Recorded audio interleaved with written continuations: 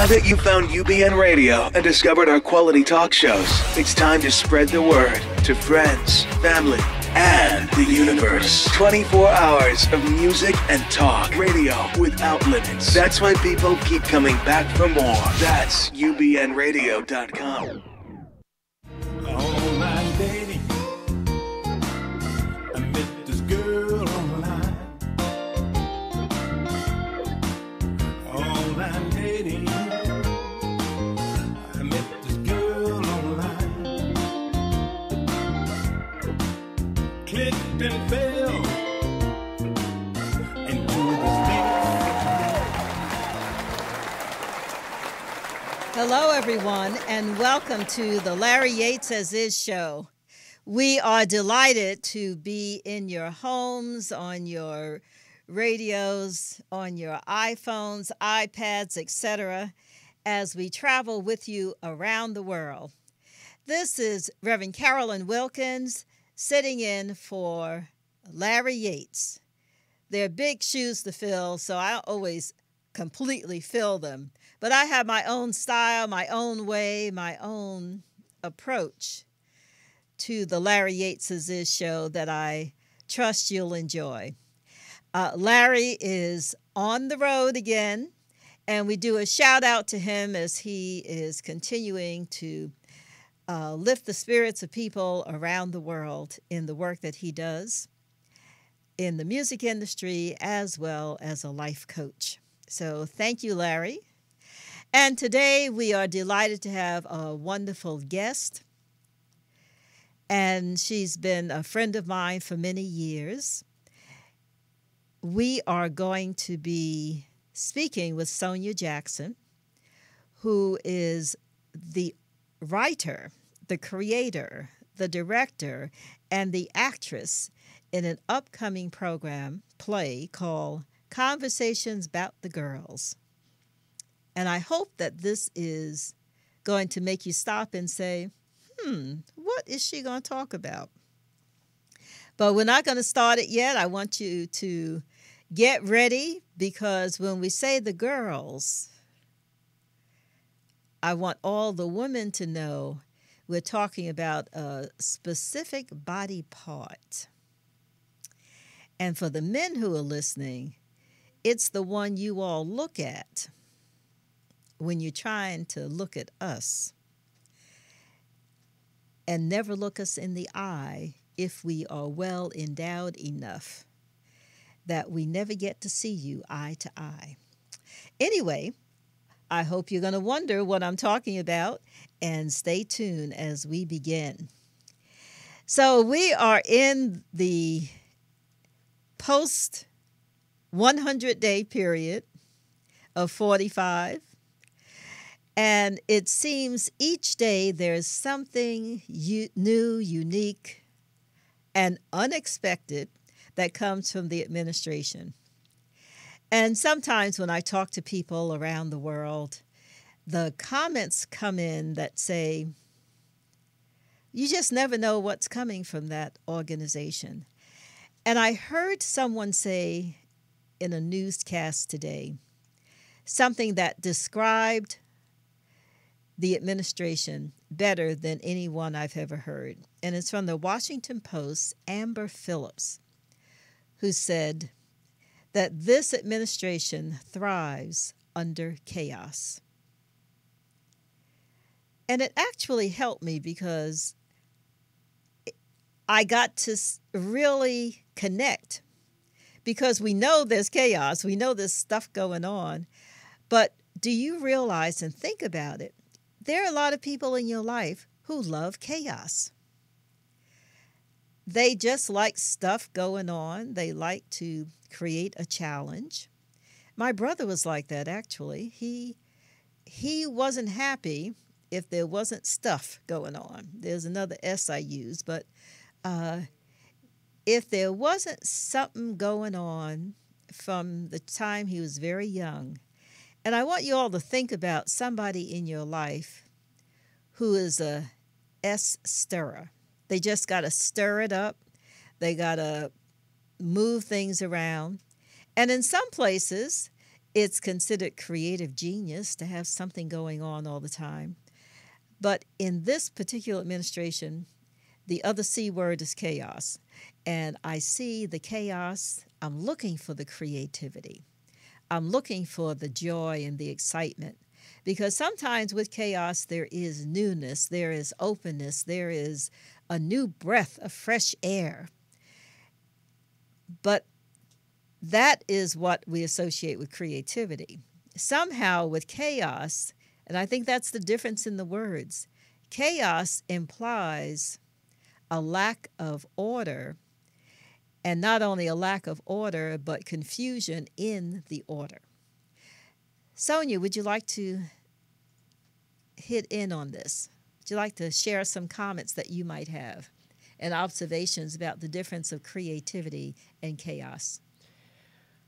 Well, if I were to really look at it, there is creativity in chaos. Yes. It is just a matter of, like you were saying, maybe the appearance of unorganization, the appearance of scatteredness, the appearance of everything being everywhere all at the same time. And in a way, that kind of creativity, it just gives you too much to look at. Yes. It doesn't seem to have a way of being so that people can participate in it. You know, if you ask my friends, they'll always say she loves organization. Yes. That's why we get along very well, because so do I. Yes. I love order. I'd rather have order. And the kind of, it always amazes me when the administration changes and things like that, because, you know, the first few days, the new administration comes in and this is what I'm going to do. Throw out everything I can throw out from what happened before, and we're going to put this in, and this is going to fix it. And there's this thought that we as the public look at it and go, all right, this is good. You know, and if we're really thinking about it, we're going, that doesn't make any sense. You know, when you to get throw to the things out. Yeah, Yes. when you get to a new job or a new company, you want to look at it and see what's going on. You want to look and see if the person who is doing a particular job is doing it well. What have they done before? How are they thinking about doing it now?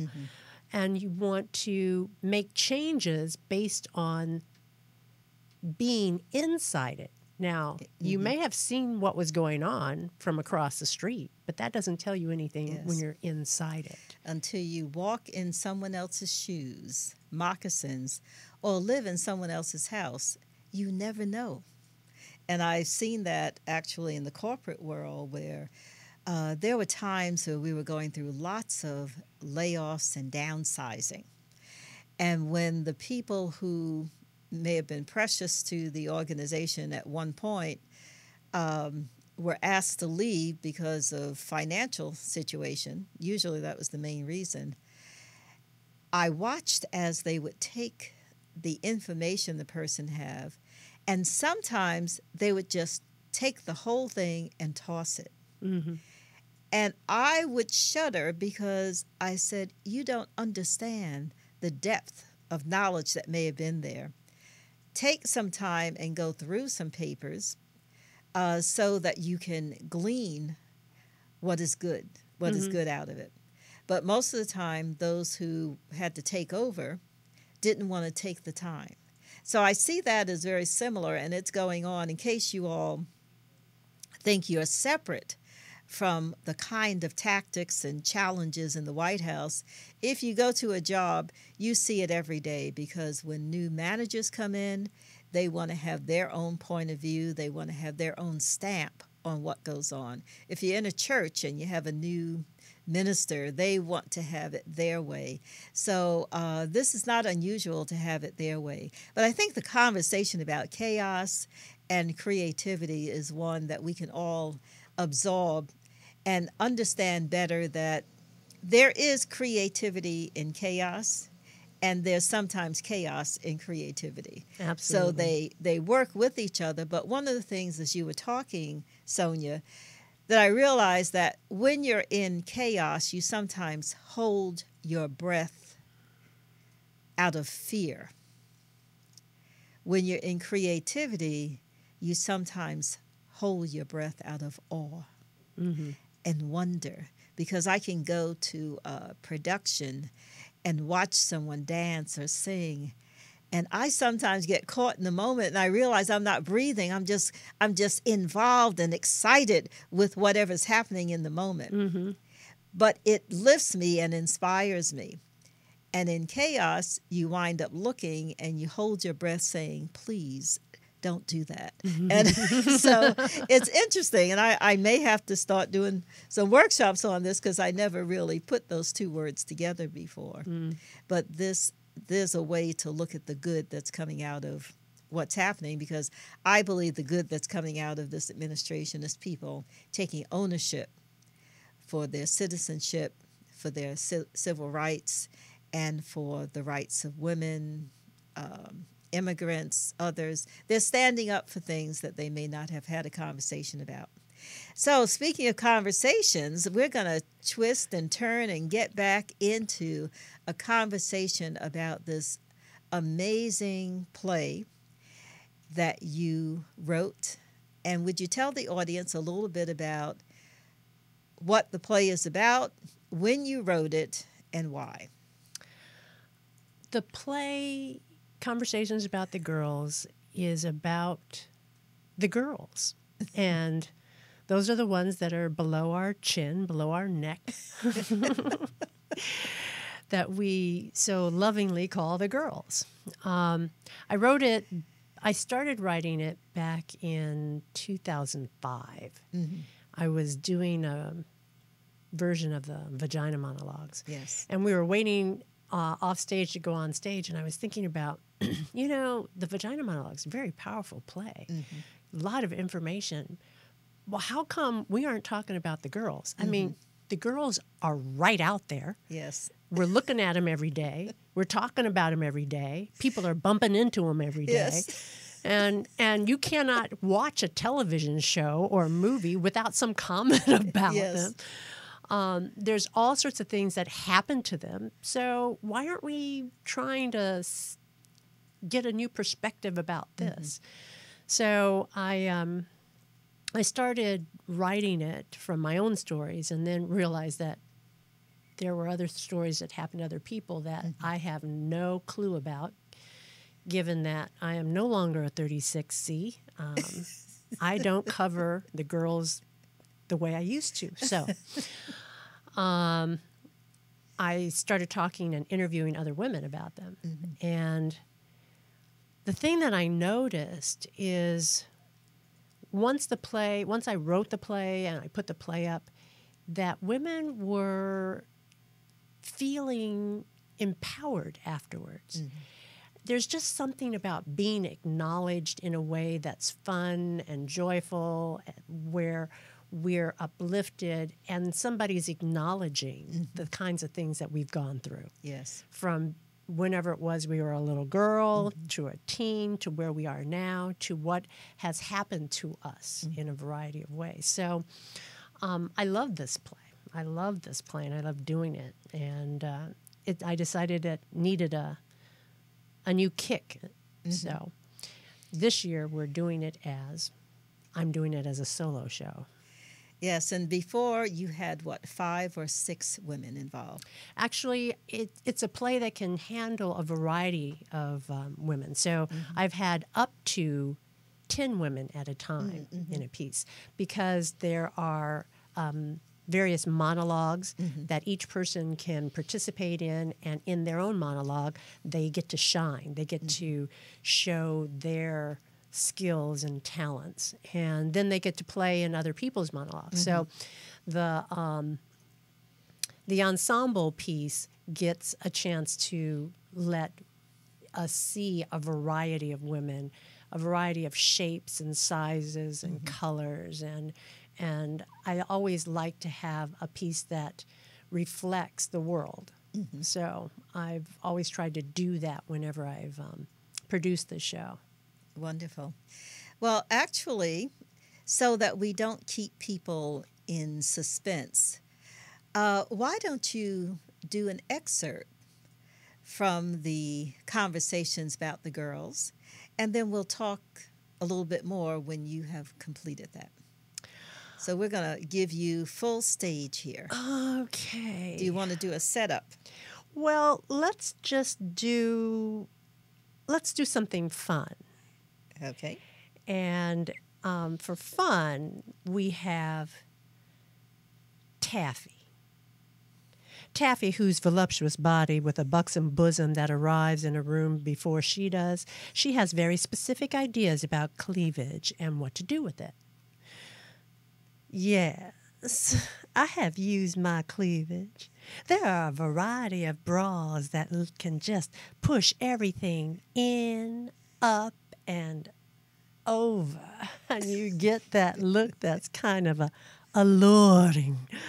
Oh, isn't that a great word? Alluring. Ooh. I've been places where a socially alluring movement can help move things along. You just kind of gently lean over and pick something up across the table. I've done that before. I'm not ashamed. It works. And it's such a little thing. There's something, though, about having larger breasts and a cleavage. We have body power. Little women have to find power in other ways. I'm not saying they don't. They just don't have the privilege that we do. This is just right out there. With no cleavage, you got to work a lot harder. Mm-hmm. Mm-hmm. Can we give her a round of applause? I love her and actually could play her. Yes, you could. Because I have had those moments of leaning across a table or buttoning a blouse. Sometimes or unbuttoning a blouse. Sometimes distraction can go a long way. Yes, absolutely. Thank you so much, Sonia. I hope that gives you a small taste of the kind of personalities that are in the play. And I'm going to go back a little bit. As you can tell, Sonia is an actress extraordinaire. She considers herself an American actress, and she started her career with stand-up and then expanded into film, television, stage, commercials, and more. And you've seen her in different films and programs. She's best known for Jurassic Park III, Speed, Death Becomes Her. And she says that many people recognize her in the street from her role in It's Always Sunny in Philadelphia as a crack whore. Oh, yeah. Good I hate to say that together, but she was, and she was very good in it. And we're going to be talking today, as you heard, about conversations about the girls. And I had the opportunity and pleasure of being in conversation with Sonia when she was first putting this together and having small reading groups and talking about what kind of vignettes she was going to write and doing early discussions. So I have appreciated the writings I have attended, and we referred to the vagina monologues a little bit earlier, and some of you may not be aware of the vagina monologues, and some may. Not a dirty word, vagina. We talk about that. And the vagina monologues was done maybe 20 years ago. It might be even more. And the play was so effective. It was done on Broadway. And it was so effective that it had visiting cast around the country and around the world. And it was freedom. It was a conversation about the body and how parts of our body are not spoken about, but all the amazing things that happened from that area, like giving birth. And Sonia's play, in talking about the girls, again, something that we don't always talk about. Although together, whenever you get women together, there's usually a conversation about the girls in one way or the other, because we go shopping together, we try on clothes, and that's often one of the comments we make. That does not fit, or or it's pushing them down. If you're trying to do something in particular, that will not be the top to wear. And, you know, we make choices about what we do, whether it's for work, which kind of blouse you want to buy, whether you're going on a date, to church, to work.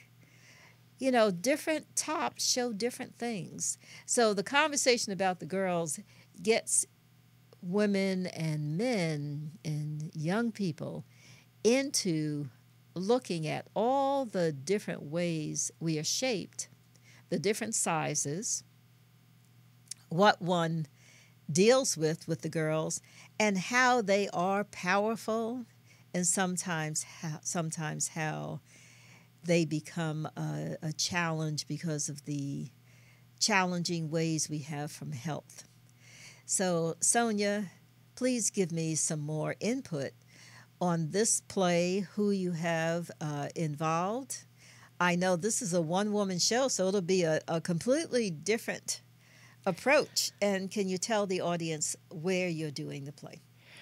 Yeah, it is a different approach because originally I had looked at doing certain pieces or doing the play myself, and because people would ask, and because of my other one-woman show, but I said I just couldn't represent all of the women out there. Yes.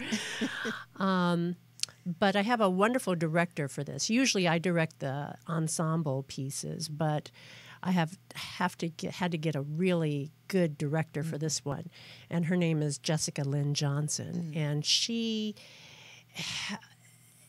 is really creative in being able to show you what you can do or seeing whatever it is you're already doing, and just making suggestions on how to enhance it. Yes, how to enhance. So she's been a great help for me on this, and we're doing the show at the Dory at the Complex, and that's located in Hollywood on Santa Monica Boulevard near Wilcox.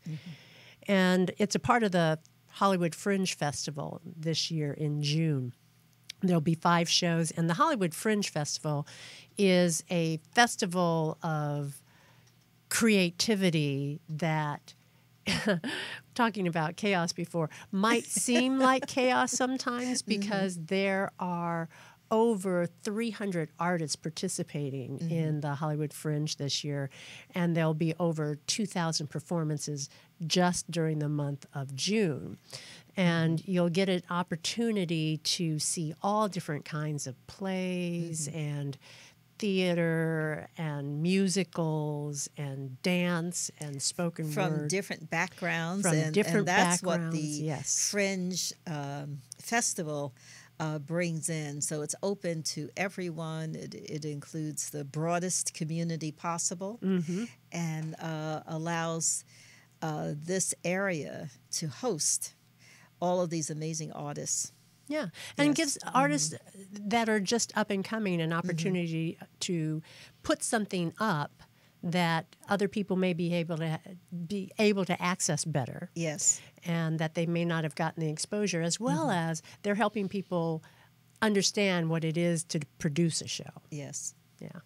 So were there classes or workshops that you participated in with the Fringe Festival? Yes, I've been producing for many years, but the Fringe just takes it to a whole new level. They have workshops and town halls where they will discuss what to do and how to do marketing and ticketing and how to get your production together, because this if you can imagine 2,000 shows happening in a small space in about a 1.5 mile area of Hollywood,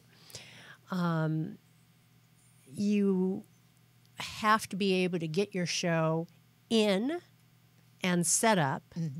At the theater where I am, we're getting the show in and set up with all the props and the set hangings and everything in 15 minutes.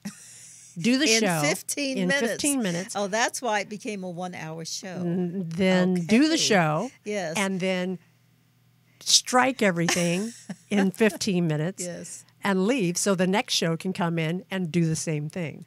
Amazing. So it's a fabulous opportunity, and it makes you look at things very leanly. Yes. Well, that's fascinating, because I have not necessarily done things from the stage, but I have helped produce shows and done staging and other things. And those of you who have attended plays know that staging can be very intricate, lighting and staging and positioning and couches and chairs and drapes and all sorts of things. And so I know that this has to create new thinking around how to do whatever production you're going to do in order to get it in 15 minutes. And so many productions I've gone to, once the stage is set up, it stays for weeks or months or however long the production is there. So did this trim it down to its very barest? Yeah, it is trimmed down, but it will still cover the stage. There will be things I've been having. Partly, without giving a lot away, it will be taking place where I'm going to be utilizing a number of bras. So I've had to go bra shopping in the last month, and I've bought probably over 30 new bras just for the piece, and some very interesting bras too. So I bought interesting bras so that they would look good on the stage and be interesting, and as well as go with what I'm talking about, because they do exist. Yes. So it's a fun piece, and I've gotten a number of things down. So I carry my set with me when I go to rehearse different places, so that I can make sure that I don't get too excited about something, because I can, you can look at something and go, oh, that looked great on stage. And then there's, if it's only you carrying everything in, or you and one other person, and you've got to hang everything and put everything out, then you need to think that through. There are some shows that have 13 people in it, and so they've assigned each prop or each set piece to somebody to carry in and carry out. But when it's you want to make it interesting, more about you than about the set. Yes. And I've seen the play several times. Have you changed any of the dialogue to bring it to this rendition? And then I'll come back to you. Have you cut out some of the pieces? Well, yeah, because the solo shows generally they run about an hour. They run about an hour. And it is also about the amount of time that one person can stream through something. So the show's running about 55 minutes at the moment. And all of the pieces can't fit in. But it's still designed so that it's always been designed so that pieces can be interchanged. Yes. And so that still exists to be able to do the show. I also wanted other women to be able to do the show. So it is being written with that in mind, and there are interchangeable pieces. So if someone wanted to produce it and do it as a one-person show themselves, then they could select this piece instead of that piece I and see. put it in. Okay. And the show would look different than when I did it. Yes. Yeah, so it keeps it fresh. It keeps it interesting. Well, that's intriguing. And I have added 2 characters that kind of move through the entire show. So that's a little different. Well, I was actually going to ask you, you introduced us to one character.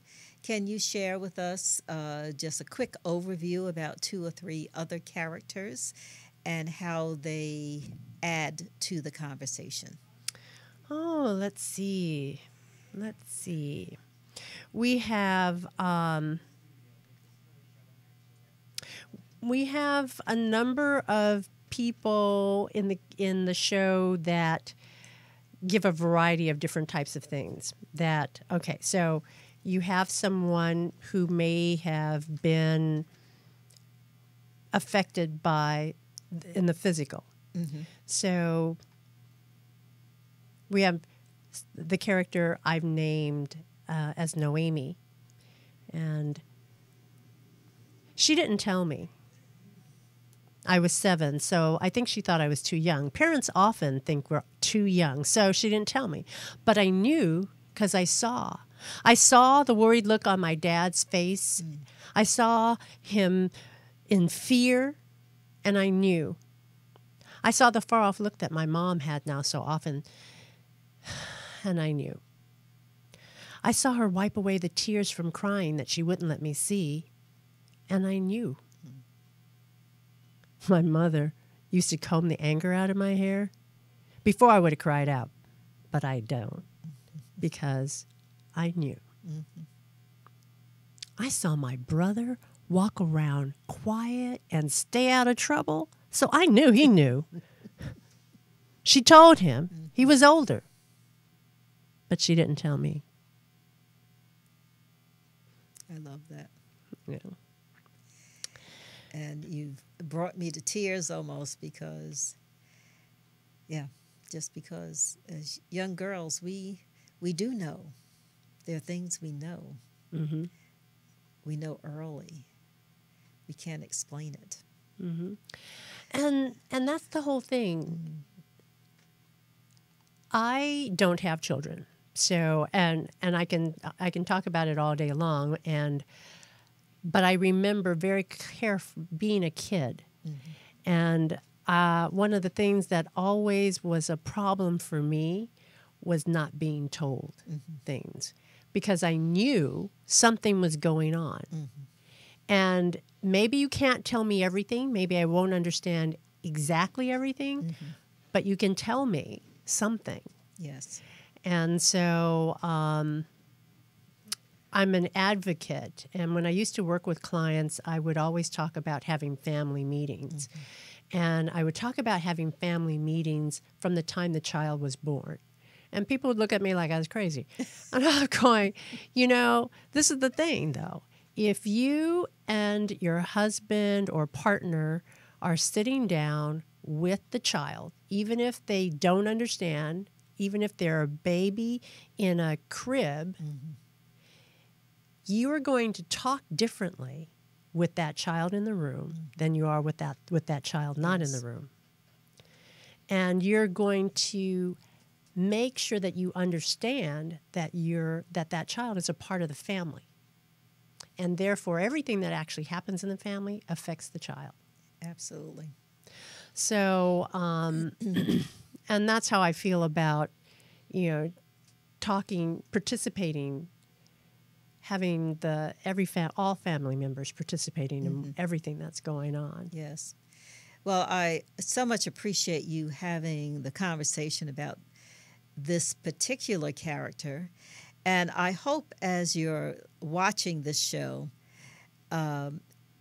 you are realizing that to participate in the play, to go see the play, Conversations About the Girls, will be an experiential for you personally. And it winds up being quite emotional, insightful, exciting, inspiring. There are a lot of words that go with it, but whenever I have seen the show, I've been on my own journey. And it's one of those pieces that no matter when you see it, you may feel something different because you may be different at the time. There may be something happening with you or a family member that will remind you of the girls and the impact of the girls. Whether you are a new grandmother, for example, and your daughter is breastfeeding. You know, the girls are a conversation when they may not have been 2 years prior to this. So I just enjoy this play so much because it brings up conversations in an arena that we don't normally talk about it. And I just applaud Sonia in the work that she does, in the insight that she has, and how much she gets into the depth of a character in so few words. And this was a great example that she just did in the conversation about the little girl who's only 7. Now, I know all of you who are watching felt that little girl. So this is a brilliant writer whose work needs to be seen. So, Sonia, give us another one. And when you're done with that, I'd like to know more about your other work in the world. Well, let's see. What would you want? Comedy or dramatic piece? Well, we did one that's a little comedic, so I'd say, and we did one that's dramatic, so you pick. I think the little 7-year-old was pretty dramatic. Oh, I have another 7-year-old. Oh, good. Bring the youth in. Okay. There any men? Any men? I haven't gotten to that version yet. Okay. All right. Well, there are men in the sense that they're partners that happen. That we speak about the partner. My mommy had the ladies' church meeting at our house last night. I don't know what they talk about in the den, but I can hear them when they have the wine at the fun meeting in the kitchen. I listen from the porch so I can learn. They said, next to God, breasts are the most powerful thing in the universe. Yep. They said if we could band together, women could control the world. I haven't figured that one out yet. But our neighbor, Mrs. Barnes, said the more you push them together and push them up, the better the results. Oh, and I hope you could see the change in Sonia. She became that little person. That little person.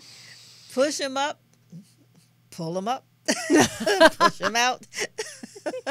We've heard that conversation, and I know young people are wondering what the heck you're doing when you go through all of these machinations to create the perfect look for the girls. Oh, wow. Everybody, you know, it's so interesting because there are so, and they're covered up. All right, so the girls are covered up. Everybody's girls are covered up, and there's a basic. Not everybody's. Well, that's true. That's Yes. true too. But there's a basic look about roundness, and they just get bigger or smaller when we look at them from the Yes. outside. But there are different kinds of breasts that do different things that we wouldn't even think about. You know, there are a breast that is a natural breast that is very long, that is mostly skin, that doesn't have a lot of glands in it.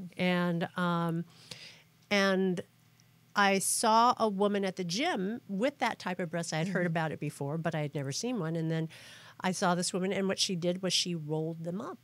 Really? and put them in, and then Wow. put her bra on. You know, I and don't think I've ever seen that before. I had not either. And, But it, you know, and there are phenomenon about the breast that we don't even hear about on a regular basis Yes. that happen, and so we talk about getting them in the play, and we talk about what that's like and the teasing that we go through. Yes, we do. Yeah. I will share one of my own little stories, which I still laugh at, but I remember moving from one city to another, one school to another, when I was 10 years old. And the school I went to in elementary, there was not even any conversation because we were all young and who cared. But when I went to the 5th grade, for some reason, in the locker room, there was conversation about wearing bras. And I did not wear a bra. I still wore a T-shirt. And my mother, in fact, because we were managing money, even if I did want to wear a bra, I wasn't going to get one because we had a T-shirt and a bra cost money. So I remember getting teased because, oh, look at you, you still wear a T-shirt, da-da-da-da-da. And it would show through clothes. It would show through outfits. In fact, I remember a little birthday dress I had on, and here was the T-shirt showing on underneath. So that was a little sad for me in the conversation of getting them. But when I got them, Nobody said anything. nobody said a word because the girls at that time, that was in the 6th grade. So in the 6th grade, when we changed for gym, they were still wearing AA and AAA, which means it's only one little centimeter bigger than the area around the chest. And I moved immediately into a B or C cup.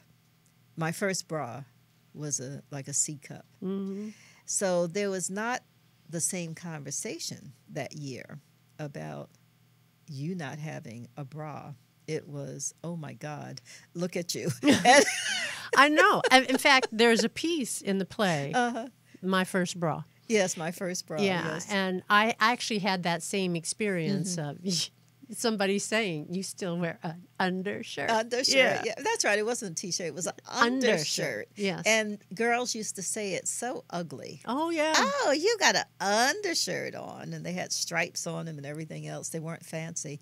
And then when I look at life as I've gone from one decade to another and different roles and working in a major company where you had to bind them down and wear suits and make sure you had everything closed, to going out to clubs, to being a minister and not wanting to, be flamboyant, but still being a woman. So it's interesting how the girls affect us in our lives, and our partners and the people around us.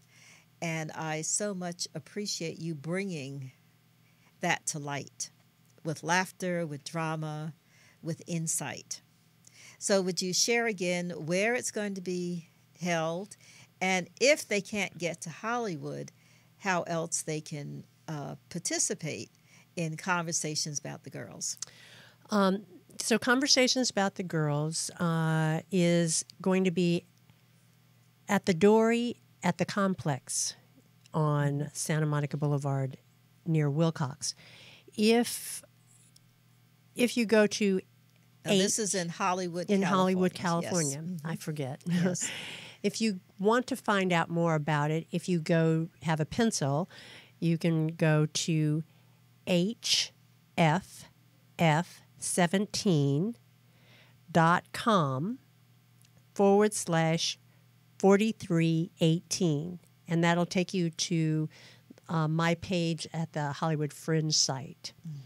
And we'll repeat that again in a second. But I also have a page on Facebook, Conversations Bout, no A, Conversations with an S, Bout the Girls. And you can like that page, and we do shows often.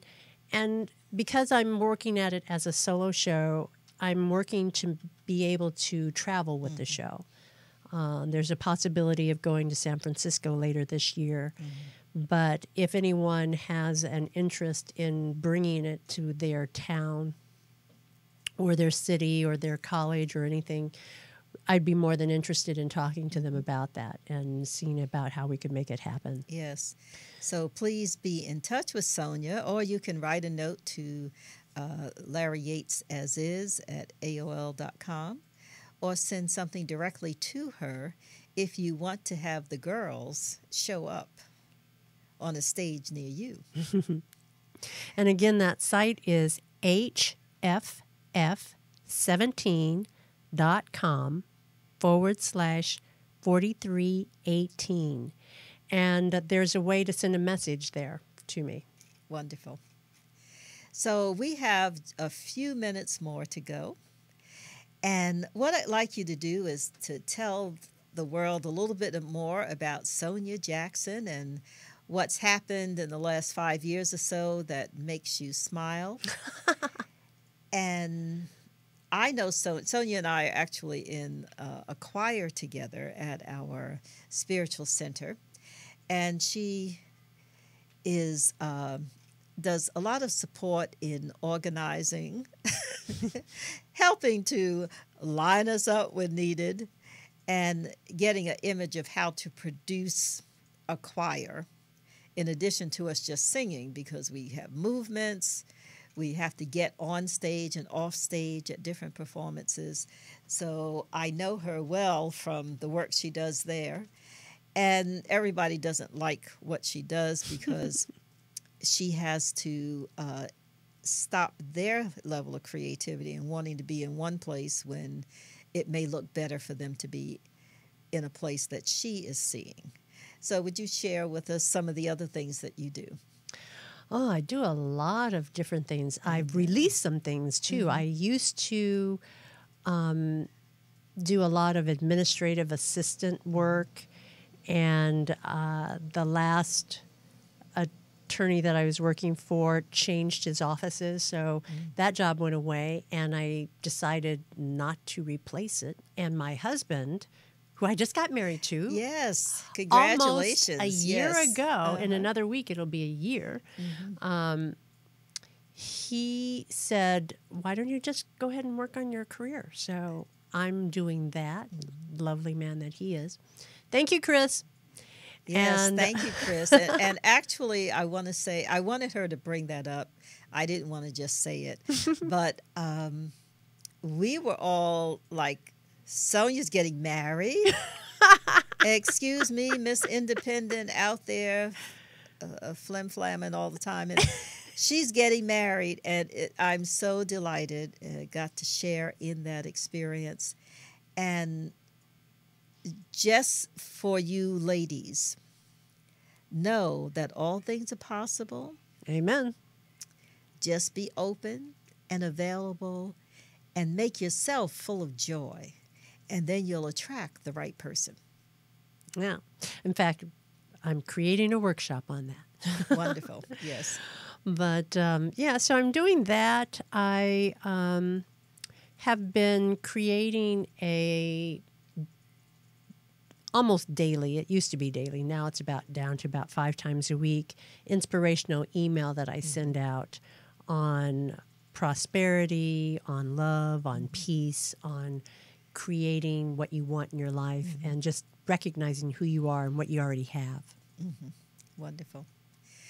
Well, may you continue to do good works in the world. May you continue. Are there any more plays in the closet? Not at the moment. There's a couple of ideas that have been running around. I wrote a screenplay based on Conversations About the Girls, based on a couple of the stories in it. And that I've been thinking about doing some more shopping around. And just a lot of creative writing that I'm going to be putting into a book form. But the plays that I have been thinking about, I haven't put on paper yet. So Okay. working on that. Oh, wonderful. We support you in whatever you do. Continue to do the good works in the world and bring your level of creativity and order to what is happening. And again, I thank you so much for being a part of the program. And we always end with a final word from the guests and the hosts, so I'll give you the opportunity. What would you like to share with our audience? I think at the moment, I'm working on just being kinder, not only to everyone around me, but to myself. And if we're kinder to ourselves, we can see better what's going on around us and see the love and see that we're already okay. Yes. Well, I would like to share in that space of kindness and understanding. I had an opportunity to be with young people this past week, a week ago, who were in the high school in my local community.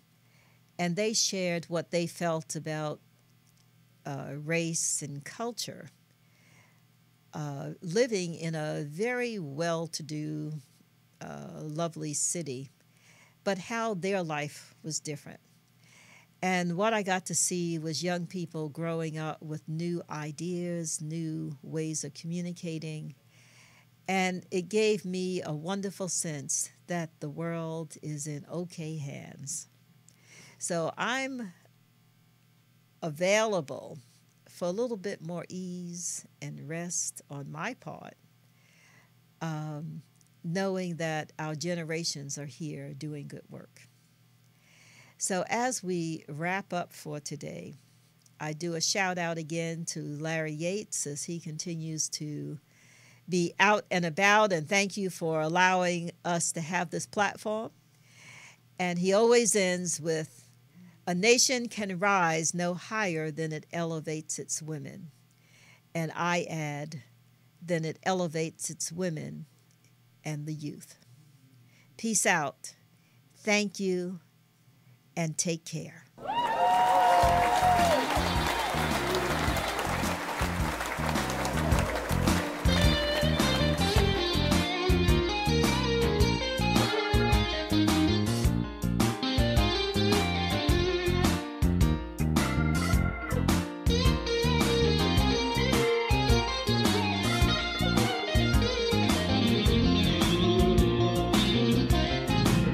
Online dating.